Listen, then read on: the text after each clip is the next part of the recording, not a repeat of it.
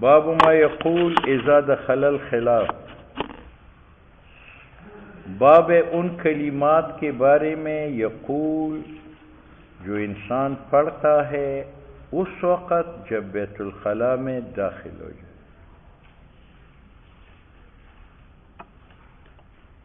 اس مسئلہ میں اختلاف ہے کہ بیت الخلاء میں جاتے وقت یہ دعا پڑھنا چاہیے، اللہم انی اعوذ بک من الخبث والخبائث، کہ اللہ میں تیری پناہ میں آنا چاہتا ہوں جنات مذکرین سے اور جنات مؤنثات سے، ٹھیک ہے۔ لیکن اس میں یہ اختلاف ہے کہ یہ کلمات کس وقت پڑھنی چاہیے۔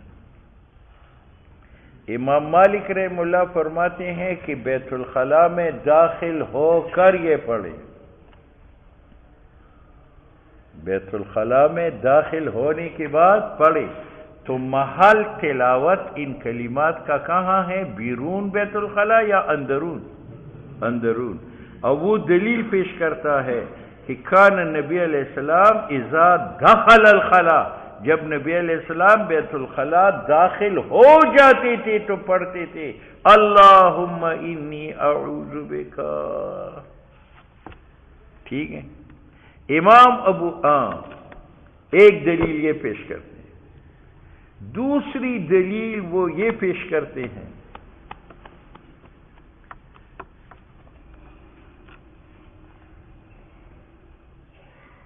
کہ بیت الخلاء سے پہلی نہیں بلکہ بیت الخلاء میں داخل ہونے کے بعد، وہ کہتے ہیں کہ ایک اذا ہے، ایک اذا کا مدخول ہے، ایک مدخول کے بعد مامور بھی ہے۔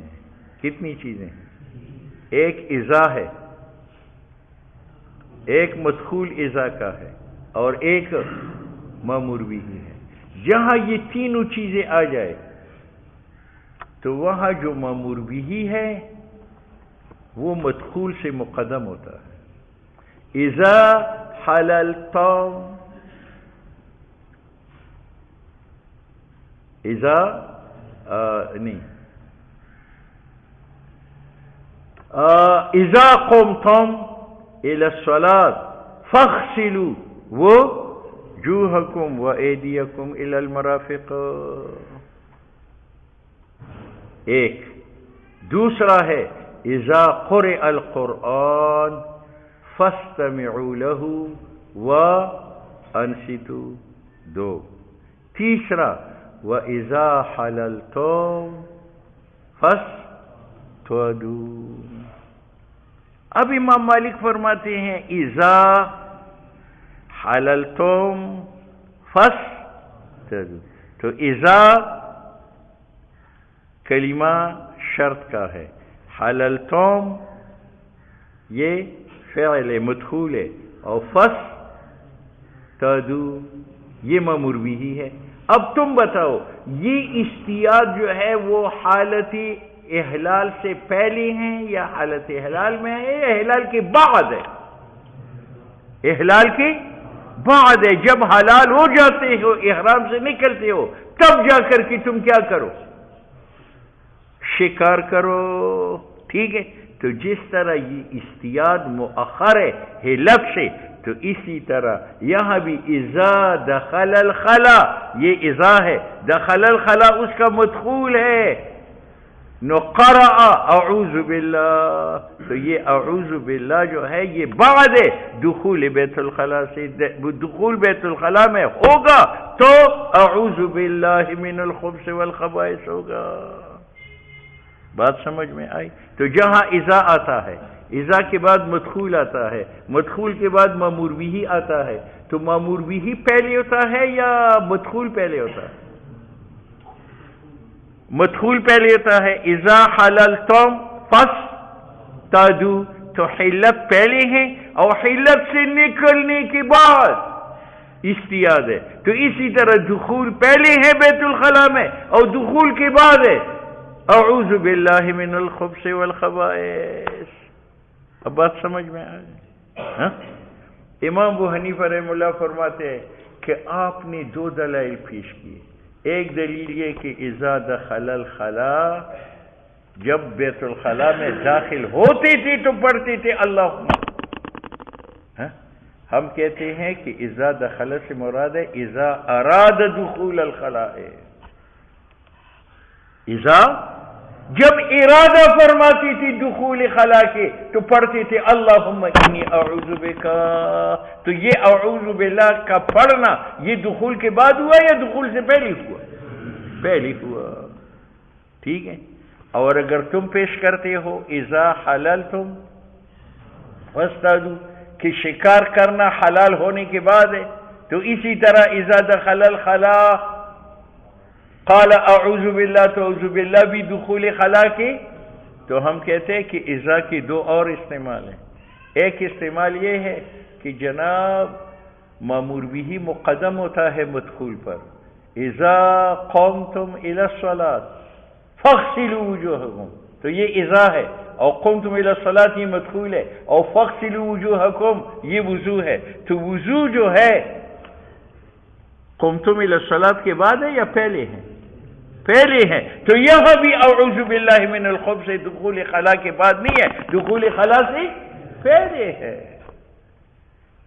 اور کبھی کبھی مامور بھی مؤخر نہیں ہوتا مدخول سے، بلکہ معان ہوتا ہے اذا قرئ القرآن فاستمعوا. تو سما جو ہے مولی سے وہ قرات قرآن کے بعد ہے یا قرات قرآن کی دوران ہے؟ دوران ہے، وہ معان ہے. اس لیے امام ابو حنیفہ اور امام شافعی اور امام مالک نے فرما دیا کہ اعوذ باللہ من الخبث والخبائث جو ہے یہ دخول خلا کے بعد نہیں ہے، دخول خلا سے پہلے ہیں. اور اگر آپ دلیل پیش کرتے ہیں اذا دخل الخلا تو ہم کیا کہتے ہیں کہ دخل سے مراد دخول ہے یا ارادہ دخول کا ہے؟ ارادہ دخول کا ہے. اور اگر آپ پیش کرتے ہیں اذا حللتم فاصطادوا اور احتیاط حلت کے بعد ہے تو ہم دو آیت اور پیش کرتے ہیں اذا قمتم الى الصلاة فاغسلوا. تو فاغسلوا جو ہے قمتم الى الصلاة کے بعد ہے یا پہلے؟ اور اذا قرئ القرآن فاستمعوا تو استماع قرات کے بعد ہے یا قرات کے ساتھ؟ اس لیے ائمہ ثلاث اس پر متفق ہے کہ اللہم انی اعوذ بک یہ بیت الخلاء کی جانے سے پہلے. ٹھیک ہے. اور ایک دلیل ائمہ ثلاث یہ بھی بیان کرتے ہیں کہ نبی علیہ الصلوۃ والسلام نے بیت الخلاء میں ذکر اللہ کو منع فرمایا ہے. ذکر اللہ کو منع فرمایا. تو اگر یہاں دخل الخلاء کا معنی یہ ہو جائے کہ داخل ہونے کے بعد پڑھے تو یہاں تو ذکر اللہ آیا اور دوسری حدیث میں ذکر اللہ منع ہے، تو دونوں حدیثین میں تعارض ہے. تو تعارض سے بچنے کے لیے اذا دخل کا منع کرتے ہیں اذا اراد الدخول. بات سمجھ میں آ گئی؟ دیکھو قال کان النبی علیہ الصلوۃ والسلام اذا دخل الخلاء جب ارادہ فرماتی تھی بیت الخلاء جانے کا قال اللہم انی اعوذ بک یا اللہ میں تیری پناہ میتا ہوں. اور شعبہ نے کہا ہے ایک بار کہ اعوذ باللہ من الخبث والخبیث، یا اللہ میں تیری پناہ میں آتا ہوں من الخبث جنات مذکرین سے، والخبیث اور جنات مؤنثات سے. اور ایک روایت میں ہے اعوذ باللہ من الخبث والخبائث. خبث جنات مذکرین سے، خبائث. فرق دونوں روایتین میں کیا ہے؟ پہلی میں روایت لفظ ثانی خبیث ہے اور دوسرے میں لفظ ثانی کیا ہے؟ خبائث ہے. بات سمجھ میں آئی؟ یہ کلمات کب پڑھیں گی امام مالک کے نزدیک؟ اندر جانے کے بعد. اور یہ میں ثلاث کے نزدیک جانے سے پہلے. ٹھیک. ایک خارجی بات ہے کہ ان کلمات پڑھنے کا فائدہ کیا ہے. تو رسول اللہ صلی اللہ علیہ وسلم کا ارشاد ہے کہ بیت الخلاء کے اندر جنات بکثرت رہتے ہیں. جتنی گندی جگہ ہے وہ جنات کے رہنے کی جگہ ہے. تو اگر انسان ان کلمات پڑھے بغیر اندر چلا جائے تو خطرہ ہے کہ جنات اس کو قتل نہ کرے. جیسی صحیح حدیث میں ہے سعد ابن عبادہ رضی اللہ تعالیٰ عنہ وہ بیت الخلاء میں گئے اور جنات نے وہاں ان کو مارا اور قتل کیا. تب حضور صلی اللہ علیہ وسلم نے یہ تعلیم دے دی کہ جانے سے پہلے تم یہ دعا پڑھو اللہم انی اعوذ بک من الخبث والخبائث. اس حکمت کی. وفی الباب عن علی، اسی باب میں کہ یہ کلمات پڑھو، حضرت علی سے بھی روایت ہے، زید ابن ارقم سے بھی ہے، جابر سے بھی ہے، ابن مسعود سے بھی ہے۔ قال ابو عیسیٰ حدیث انس، حدیث انس کی اصح و شہید، یہ اصح ہے تمام احادیث کے اس باب میں، اور احسن ہے۔ اور حدیث زید ابن ارقم کا فی اسنادہ اضطراب، اس کے اسناد میں اضطراب ہے۔ وہ اضطراب کس طرح ہے؟ وہ یہ ہے، روا ہشام دسوائی اور سعید ابن ابی عروبہ عن قتادہ قال سعید عن قاسم ابن عوف الشیبانی عن زید ابن ارقم، او قال ہشام عن قتادہ عن زید ابن ارقم۔ اچھا جی، دیکھو یہاں تین اضطراب ہے۔ کتنی؟ ایک اضطراب یہ ہے کہ زید ابن ارقم حضرت قتادہ کی دو شاگرد ہیں، حضرت قتادہ کی ایک ہشام ہے اور ایک سعید ہے۔ کتنے ہیں؟ روا ہشام دستوائی ایک شاگرد اور سعید ابن ابی عروبہ دو شاگرد عن قتادہ، تو قتادہ کے کتنے شاگرد ہو گئے؟ جی دو شاگرد۔ اچھا، اب سعید جو قتادہ سے نقل کرتا ہے تو سعید کہتے ہیں کہ قتادہ کا جو استاد ہے وہ قاسم ابن عوف ہے اور اس کا استاد زید ابن ارقم ہے۔ تو سعید نے قتادہ اور زید ابن ارقم کی درمیان واسطہ مانا، وہ کون ہے؟ قاسم۔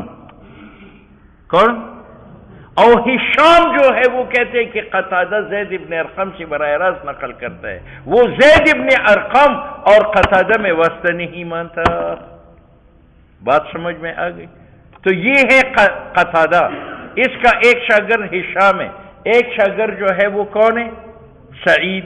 سعید کہتے ہیں کہ قتادہ اور زید ابن ارقم کی درمیان واسطہ موجود ہے، وہ واسطہ کون ہے؟ قاسم۔ ٹھیک ہے، اور ہشام کہتے ہیں کہ قتادہ یہ حدیث نقل کرتا ہے زید ابن ارقم سے بلا واسطہ، وہ واسطہ نہیں مانتے۔ تو اضطراب آیا یا نہیں آیا؟ قتادہ کا ایک شاگرد جو سعید ہے وہ کیا کہتے ہیں کہ میرے استاد قتادہ اور زید کی درمیان واسطہ موجود ہے، وہ کون ہے؟ قاسم۔ اور قتادہ کا دوسرا شاگرد جو ہشام ہے وہ کہتے ہیں کہ قتادہ اور زید ابن ارقم کے درمیان کوئی واسطہ نہیں ہے، قتادہ زید ابن ارقم سے براہ راست روایت نقل کرتا ہے۔ تین اضطراب ہے، ان میں سے پہلی اضطراب یہ کہ قتادہ کا ایک شاگرد زید اور قتادہ میں واسطہ مانتا ہے اور دوسرا شاگرد نہیں مانتا۔ یہ اضطراب ذہن میں آیا؟ یہ پڑھو، روا نقل کرتا ہے ہشام دستوائی اور سعید ابن ابی عروبہ، دونوں نقل کرتے ہیں قتادہ سے۔ آگے سعید کہتے ہیں قال سعید عن القاسم ابن عوف شیبانی عن زید ابن ارقم، کہ قتادہ نقل کرتا ہے قاسم سے اور قاسم نقل کرتا ہے کس سے؟ زید ابن ارقم سے۔ تو زید نے قتادہ اور زید کے درمیان واسطہ مانا، وہ واسطہ کون ہے؟ قاسم۔ اور وقال ہشام، اور قتادہ کا دوسرا شاگرد جو ہشام تھا وہ کہتے عن قتادہ عن زید ابن ارقم، قتادہ اور زید ابن ارقم میں واسطہ نہیں ہے۔ اضطراب ذہن میں آیا؟ اچھا، دوسرا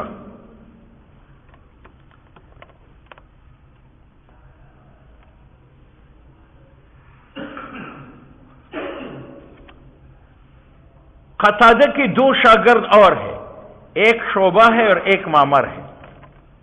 ایک کون ہے؟ شعبہ، اور ایک کون ہے؟ معمر۔ یہ کس کے شاگرد ہے؟ قتادہ کے۔ اب شعبہ جو ہے وہ کہتے ہیں کہ قتادہ و زید ابن ارقم میں واسطہ نہیں ہے۔ شعبہ کیا کہتے ہیں کہ قتادہ ارقم میں واسطہ نہیں ہے، اور معمر کہتے ہیں کہ قتادہ میں اور زید ابن ارقم میں واسطہ موجود ہے، نضر ابن انس۔ یہ دوسرا اضطراب ہے، یہ معنی ہے وَرَوَاهُ، اس حدیث کو شعبہ و معمر نقل کرتے قتادہ سے، قتادہ کے شاگرد ہے نضر ابن انس سے۔ اور وہ اب آگے کہتے ہیں کہ شعبہ کہتے ہیں عن زید ابن ارقم، عن ارقم، وہ واسطہ نہیں مانتا، اور معمر نے کہا عن نضر ابن انس عن ابیہ یعنی عن انس. یہاں انس بیچ میں واسطہ آیا. کتنے اضطراب ہو گئے؟ 2. اس مجموعہ سے ایک تیسرا بھی اضطراب نکل آتا ہے. پہلی روایت سے معلوم ہوتا ہے کہ صحابی کون ہے؟ زید ابن ارقم. زید ابن، اور یہ آخری سند سے معلوم ہوا عن نضر ابن انس عن ابیہ یعنی عن انس کہ صحابی کون ہے؟ انس ہے. تو پہلی روایات میں زید ابن ارقم کو صحابی ٹھہرایا گیا اور آخری سند میں انس کو ٹھہرایا گیا. کتنے اضطراب ہو گئے؟ 3 اضطراب. اس لیے امام ترمذی کہتے ہیں کہ فی حدیثی ہی اسنادی اضطراب، اس کے اسناد میں 3 اضطراب ہے. پہلے اضطراب یہ ہے کہ حشام و سعید نقل کرتے ہیں قتادہ سے، آگے سعید کہتے ہیں کہ قتادہ نقل کرتے ہیں قاسم ابن عوف شیبانی سے، وہ نقل کرتے ہیں زید ابن ارقم سے. تو سعید نے واسطہ مانا قتادہ و زید کے درمیان، وہ قاسم ہے. اور ہشام کہتے ہیں عن قتادہ عن زید ابن ارقم کہ قتادہ زید ابن ارقم سے براہ راست نقل کرتا ہے. تو ہشام نے کہا کہ قتادہ میں اور زید ابن ارقم میں واسطہ نہیں. ٹھیک ہے. آگے دوسرا وَرَوَاهُ شعبہ و معمر، اور اس حدیث کو شعبہ و معمر نقل کرتے ہیں عن قتادہ عن نضر ابن انس عن نضر ابن انس. یہ دوسرا اضطراب ہے. پہلے 2 نے ہشام نے اور سعید دستوائی نے نضر ابن انس کا ذکر نہیں کیا تھا، اور معمر اور شعبہ نے یہاں قتادہ کے بعد کس کا ذکر کیا؟ نضر ابن انس کا. ٹھیک ہے یا نہیں؟ 2 اضطراب ہو گئے. اب آگے شعبہ کہتے ہیں کہاں کہ عن زید ابن ارقم، شعبہ کہتے ہیں کہ عن قتادہ عن نضر ابن انس عن زید ابن ارقم عن، اور معمر کہتے ہیں عن نضر ابن انس عن زید ابن ارقم یا عن انس کہتے ہیں عن انس. یہ تیسرا اضطراب ہے. بات سمجھ میں آ گئی؟ قال ابو عیسیٰ. اب یہ 3 اضطرابات تھے. تو امام ترمذی کہتے ہیں کہ میں نے امام بخاری سے پوچھا کہ اس اضطراب کا کیا جواب ہے؟ اس اضطراب کا کہتے کوئی بات نہیں. ایک جگہ میں قتادہ اور زید ابن ارقم میں واسطہ نہیں ہے، اس کا معنی کہ اس نے اس سے پڑھا ہے. اور دوسری جگہ میں قتادہ اور زید ابن ارقم کے درمیان واسطہ موجود ہے نضر ابن انس. تو ہو سکتا ہے کہ قتادہ نے یہ حدیث زید ابن ارقم سے براہ راست بھی پڑھی ہو، اور قتادہ نے یہ حدیث زید ابن ارقم سے بواسطہ نضر ابن انس کی بھی پڑھی ہو. میں ایک حدیث آپ سے پڑھتا ہوں اور وہی حدیث آپ کے استاد سے پڑھتا ہوں، تو پہلی سند میں آپ کے استاد اور میرے میں آپ واسطہ ہے، اور دوسری سند میں میرے اور آپ کے استاد کے درمیان واسطہ نہیں ہے. تو ہو سکتا ہے کہ قتادہ نے یہ حدیث نضر ابن انس کے وساطت سے پڑھی ہو زید سے، اور ہو سکتا ہے کہ قتادہ نے یہ حدیث زید ابن ارقم سے راست سنی ہو. تو واسطہ بھی ٹھیک ہے اور عدم واسطہ کی بھی ٹھیک ہے. قال ابو عیسیٰ سألت، میں نے سوال کیا محمد امام بخاری سے اضطراب کے بارے میں. فقال، امام بخاری نے کہا یحتمل ان یکون قتادہ، احتمال ہے کہ قتادہ نے روا عنہما جميعا، اس نے زید ابن ارقم اور نضر بن انس دونوں سے یہ حدیث کیا کی ہوگی، سنی ہوگی. اچھا جی. حدثنا احمد بن عبدة الزبي قال حدثنا حماد بن زيد عن عبد العزيز بن صہیب عن انس بن مالک ان نبی علیہ السلام كان اذا دخل الخلاء، حضور جب ارادہ فرماتے تھے بیت الخلاء جانے کا، قال اللهم انی اعوذ بک من الخبث، یا اللہ جنات مذکر والخبائث جنات مؤنثات سے پناہ مانگتا ہوں تیری. هذا حدیث حسن صحیح. حسن صحیح کی بحث پہ گزر چکی. بابو